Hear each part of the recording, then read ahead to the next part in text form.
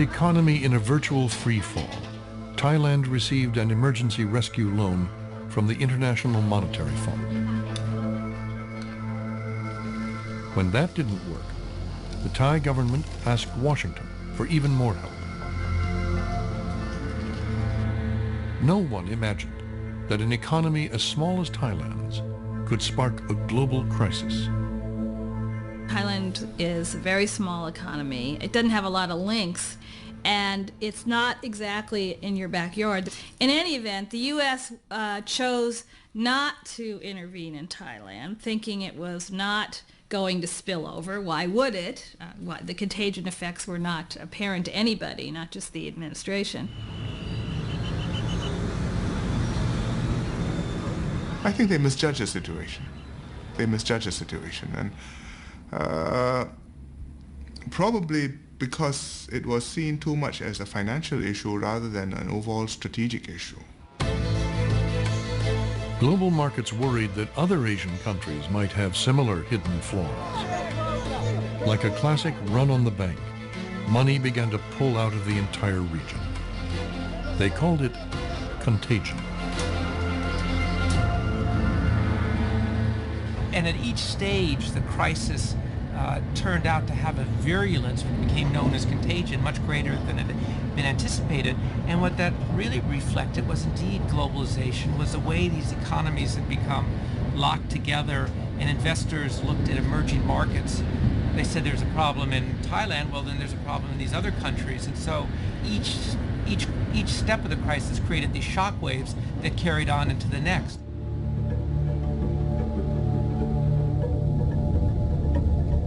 Contagion spread to Thailand's neighbors. Malaysia's economy had seemed stable.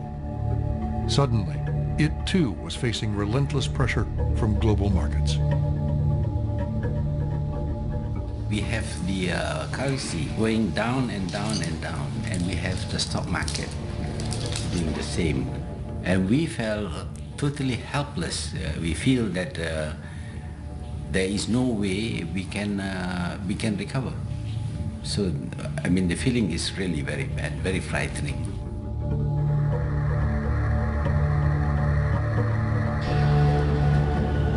Contagion next hit Indonesia, the most populous country in the region. Its government collapsed. Its cities descended into chaos. The fund managers did know the difference between Indonesia, Malaysia, Thailand, Singapore. They just say, I want out. Property prices collapse, companies collapse. And in the case of Indonesia, the social fabric collapsed.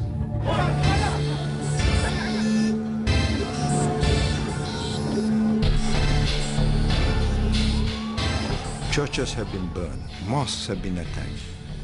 They have killed each other. And it's all the fallout of an economic collapse. This was a new kind of financial crisis, unlike anything the International Monetary Fund had ever encountered.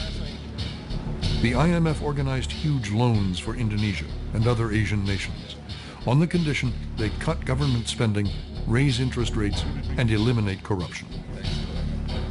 You are the doctor going in to deal with a very sick patient. The public blames the doctor for the fact that the patient is sick, but the patient was sick to begin with.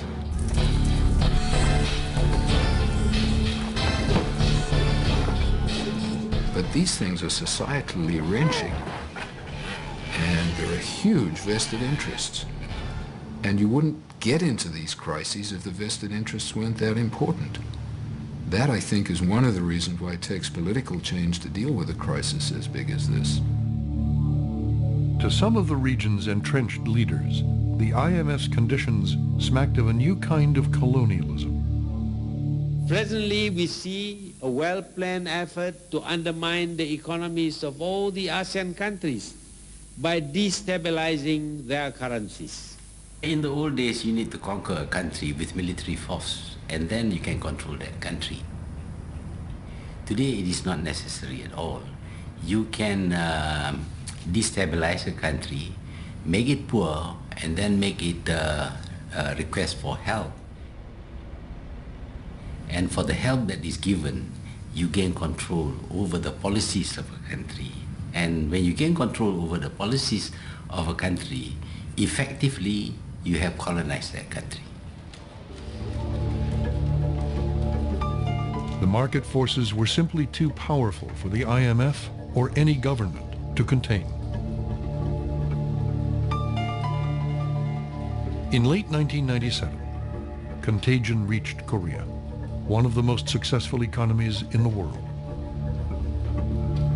It was unbelievable that the crisis has spread as quickly as to Indonesia and Korea within a matter of 6 months or 7 months. But the world was much more globalized than we thought it was at that time. In the last week of December of 1997, the 11th largest economy in the world, which was Korea, had, roughly speaking, 4 billion of reserves left and was using reserves at the rate of $1 billion a day. Well, it didn't take a great deal of quantitative insight to see that that was not a long-term viable situation.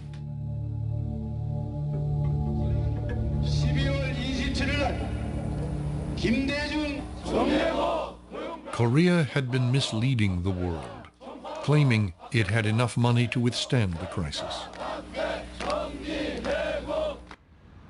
The IMF's Stanley Fischer arrived in Seoul to inspect the central bank's accounts. I visited Korea a couple of days before they turned to the IMF for help, and there was a state of panic, and it was at that point that I went to the central bank and was shown how much money was left in the Korean central bank. It was essentially all gone. Korea was about to default on its loans from Japanese and Western banks. Pressured by their governments, the banks agreed to share some of the pain. They rolled over their loans. Korea was then given the largest bailout in history.